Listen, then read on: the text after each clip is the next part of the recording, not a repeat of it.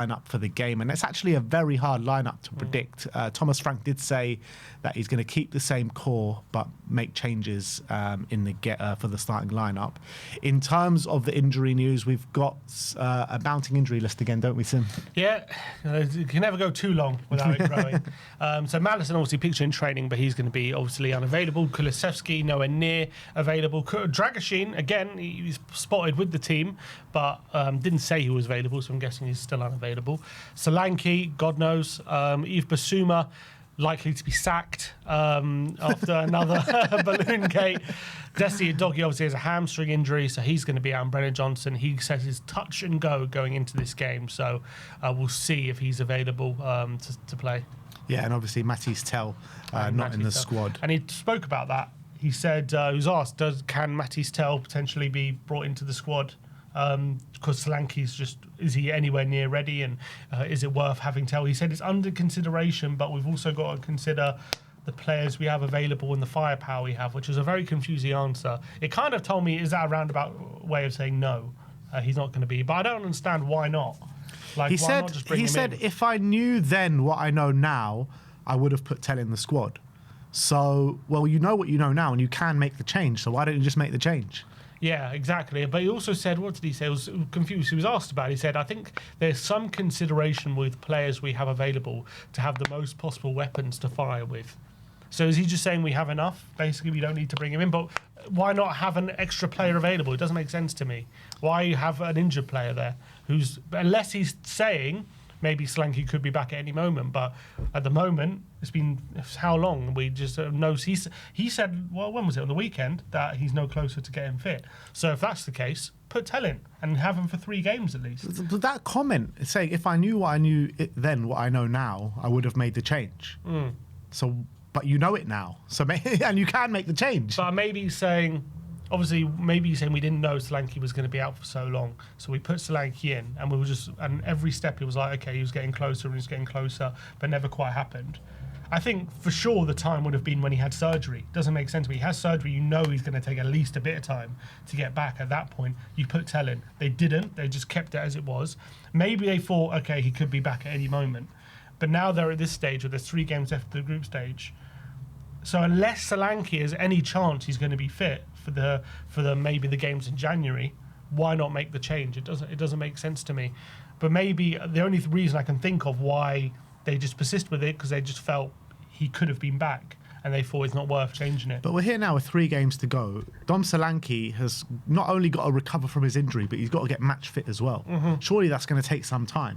You know what I mean? And these 3 games, they're crunch games now in the Champions League. We've got a realistic chance of finishing top 8, and we need our players that are fit and available to be in the squad. So if it was down to, I would make the change right now. Yeah. There's no reason why not, in my opinion. Yeah, I think it's been a big screw up. I don't get why, when he has surgery, you don't make the change then. It doesn't make any sense why they've Why every year do we screw up our European roster? Like last year we had the whole thing with Jed Spence. Yeah. This year we've got the whole thing with Matisse Tell and Dom Solanke. Is what it is at the end of the day. Anyway, let's get into our predicted lineup. We're going to go for 4-3-3, 4-2-3-1, whichever way you want to look at it. In goal, there is actually a conversation to be had for this game, because obviously Vicario's our number 1 and he's performing decently at the moment. But we've got Antonin Kinski, who I think he has started a Champions League game this year, hasn't he? No. He hasn't? He started in the just a Carabao. cup game. Is that it? Yeah, I think so. Okay. So, but you do have Antonin Kinski there playing his old club. He did mention him in the press conference as well, saying he was asked about him. He's got a big future ahead of him. But, the comments that he's made does make me think that it just will be Vicario. Yeah, I think it will. Look, it's an important game at the end of the day, and we need to win. We need to give ourselves the best shot of getting in that top 8, and that means having your best players. And look, at the end of the day, Vicario is a leader, and we can't treat this game like it's a... Yes, I know we're going to have to rotate, but if there's no need to change your best player, you shouldn't. So I think we would play Vicario. So is the only game Kinski's played this year Doncaster?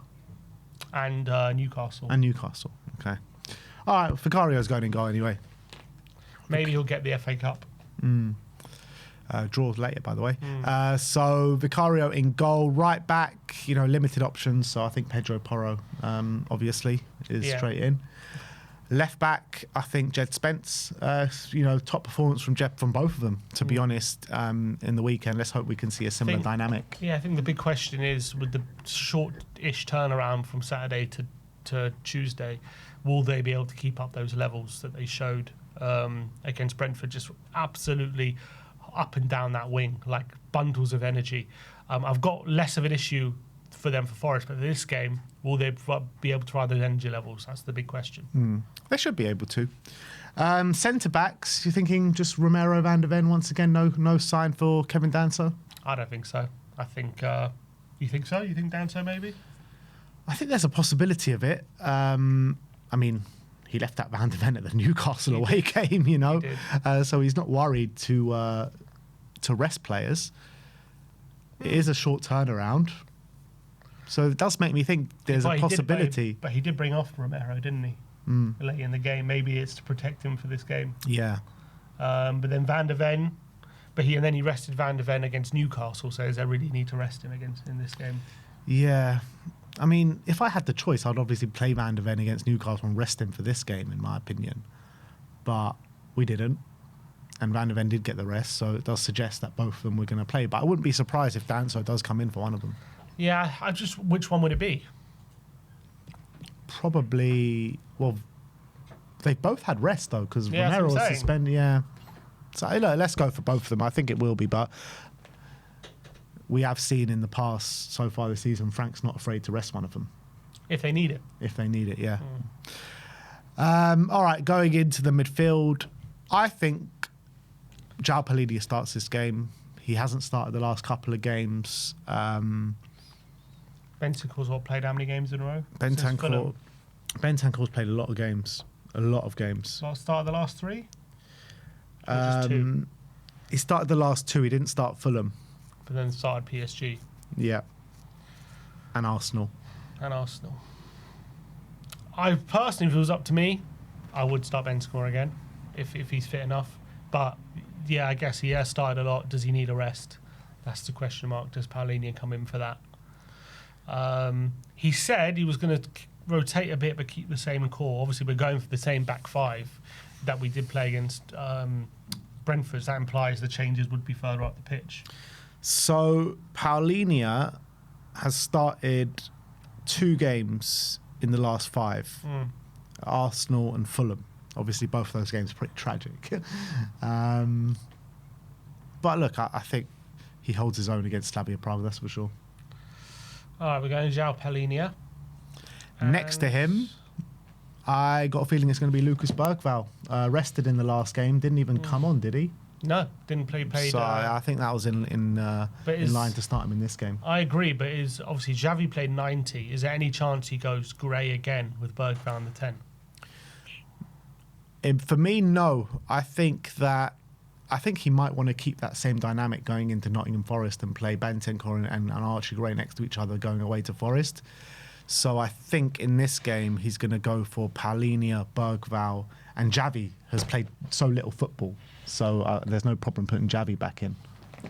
Yeah, I think we need as much technical quality, and especially in a way to make up for Palhinha's lack of technical ability. You get Bergvall, you get Xavi in there, that should make up for it. And obviously we're going to be on the front foot in this game, so hopefully those two can link up together. And we haven't seen them. We only seen them start one game, and that was against Newcastle away together. Yeah. So we need to see it. It's interesting, isn't it? Because we're talking about one of João or Bentancur for the 6th position, right?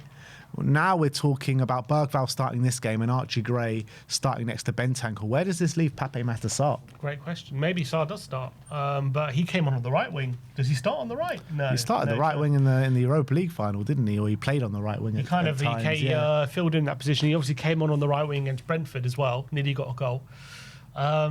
Is he a right winger now? Is that what we're saying? Maybe in the absence of Brennan. It's a great question. It's not. Where would you really fit him in? Like, you kind of do prefer Gray and Bergvall in the 8. You kind of do prefer João or Bentancur in the 6. Obviously, he's played 10 this season. Is he an alternative to Xavi? I don't know. Unless it's. But I kind of feel like I have a feeling that how Frank sees it. We're looking at it like this, but is how Frank sees it? Is he's an alternative to Gray and Bergvall's an alternative to Simmons? Yeah, I mean, there's a good possibility to say that because how many times have actually Bergvall played Hasn't deeper? really. He's played it on occasion within games like Brighton. He went back to the 8, and that was one of our better displays. And also, I think it was Wolves he did for a bit before he got taken off. But is it just more likely he's going to go maybe Zhao Sarr and Bergvall or Simmons? Bergvall must start, surely. Unless he goes Zhao Simmons on the left and Bergvall on the 10. Or he just doesn't play Simmons. Or he just doesn't play Simmons. He could go Bergvall in the 10 and Sarr in the 8. That's a very big possibility. And it's a good point someone makes as well, that Sarr, this is one of his last games. He's going to the AFCON. So got to get the most out of him. Squeeze every last drop before The he reality is with Pape, he's not having a good season. I think like he had a great start to the season and he's fallen off terribly. What do we do? What do we do? This is the midfield I kind of want to see. Yeah, I want to see this midfield. But there is a part of me that does think he's going to go Bergvall in the 10 and Sarr Maybe in the 8. is any chance he just doesn't go with Zhao and go Sarr in the 6? It's not something that we've never seen him do before. But it's a possibility, I guess. All right, look, we want to see this. It's hard to predict, but we're going to let's just go with that because I want to see it. All right, we're going with this 3 in midfield. On the right-hand side of the attack, is he going to go for Kudus or is he going to switch Odebear over to the right? Brennan Johnson was obviously a doubt going into the game. Do you think if Brennan Johnson has a late fitness test and he's cleared fit to play, he will start? No, because if he's touch and go, I would say probably touch and go just for the bench, I would say. So you think Kudus? I think Kudus. I think he starts again. What are our options? So we've got Kudus, Odebear. Kudus, Odebear. I mean, Moani maybe could play there. I mean, but he's more likely to play on the left. That's it, really. That's really it. Yeah, Sarr, I guess. Maybe. You could say because he's played there a bit. But yeah, I mean, Odebear did play. He came on against, who was it? Was it PSG? No. I guess there's a possibility. Newcastle. He came on against Newcastle, played on the right. There's a possibility to put Sarr where Bergvall is and put Bergvall on the left. Because we've seen him do that before. Yeah, as I'm saying, he could do that as well. He has played Bergvall on the left. But then what are we saying? Odebear is not starting this game? Could be Odebear on the right. Could be Odebear on the right. And Kudus has played a lot, hasn't he? When was the last time he didn't play? Kudus, the last PSG. time... No, he played against PSG. The last time Kudus didn't start a game was PSG, yeah. PSG, yeah. He should be all right, shouldn't he, Kudus? I think he'll be. Look, I think we've meddled a lot, but I don't know if you want to. It's such an important game. I wouldn't want to take out Kudus. Yeah. All right, go Kudus on the right. Then the question is, I reckon I think I would go Odebear on the left with Moani up top. So Moani has started every game since the Arsenal game.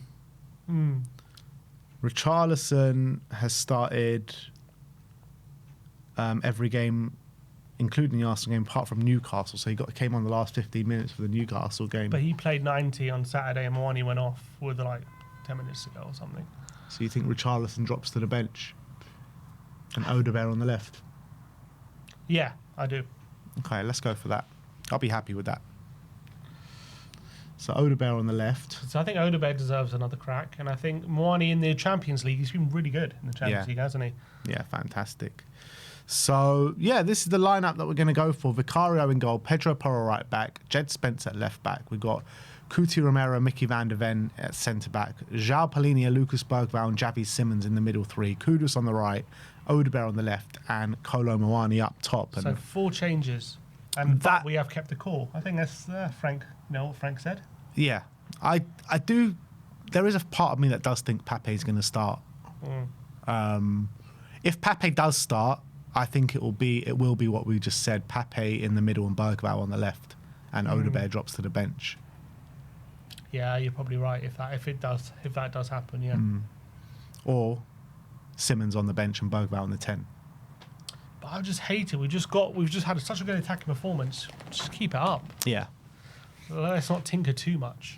But with this lineup, this gives us a great chance to go out there, flex our muscles, and really put Slavia Prague to the sword, man. Like, my prediction for this game will be 3-0 Spurs. The only problem is, who do we have to come off the bench if things aren't going? We've got Rishi, I guess. Rishi, Saar, not too maybe Brennan if he's fit. Not too many attacking options off the bench, is there? Yeah, I guess the plan has got to be to blitz them and then hopefully rest some players towards the end of the game. Go on, what was your prediction? 3-0 Spurs. 3-0. I am going to go 2-0. 2-0. 2-0 Spurs. All right. So let's move on to